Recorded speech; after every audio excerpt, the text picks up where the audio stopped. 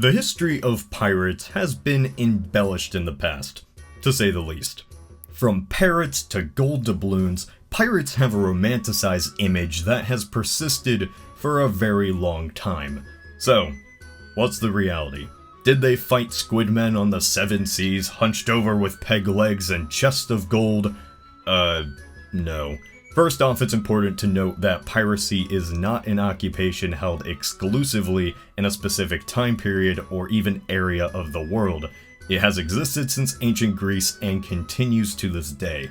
What I want to look at is the idealized pirate, those who plundered during the golden age of piracy.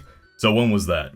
It varies depending on who you ask, but it's generally considered to have lasted from the 1650s to the 1730s.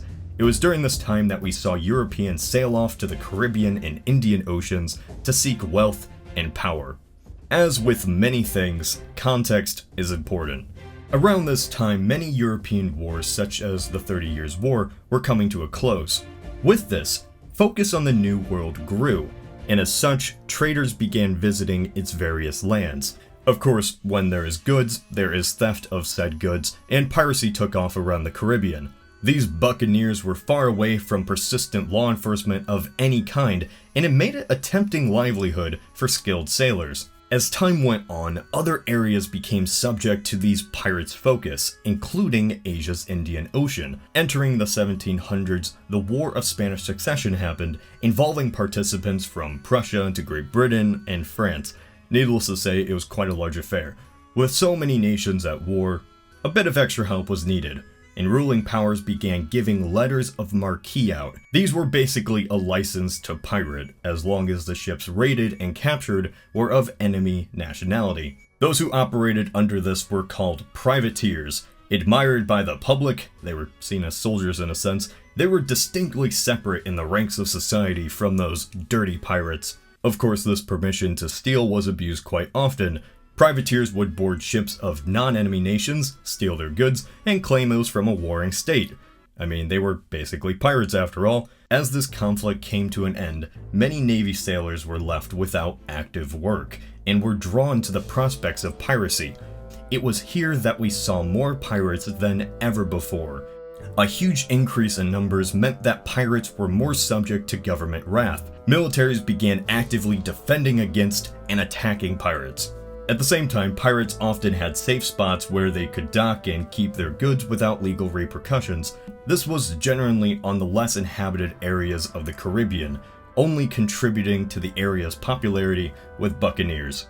This couldn't last forever though. European nations began colonizing more islands on the Caribbean, and safe spots dwindled away. Privateering would become less favorable to nations as they gained more stable militaries, and mercenary work became less prominent. It's certainly not a very glorious age to the end of piracy, so I suppose what's left to answer is, what were they like? Well, pirates were not pure anarchist rebels against the system. They had their own system, a code, which varied from ship to ship. Generally, they followed a system of voting and leadership, with loot gains split amongst the sailors based on rank and position. The loot pirates would gain from enemy ships would most commonly be an assortment of common items, from food to booze to swords. After all, they did need to manage to live on the sea for extended periods of time.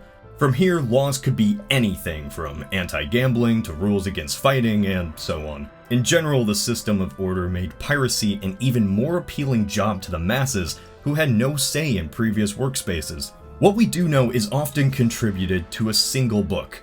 A General History of the Pirates was written in 1724 and details the lives and actions of multiple pirates during the golden age of piracy. The writer, who is unknown and still debated, exaggerates events and personalities, yet gives a detailed enough depiction to give us the standards of piracy. Buried treasure, the Jolly Roger, the Noble Eye Patch, these all originated here, and over the centuries, the stories, lives, and cliches have grown even more outlandish. Stories like Treasure Island cemented those concepts into the public's mind, and forevermore we have the pirate as a staple in our historical consciousness. It's easy to understand the appeal of these pirates, a life at sea, filled with riches and faraway lands. So next time you pour a bowl of Captain Crunch, just remember, this man is a dirty criminal.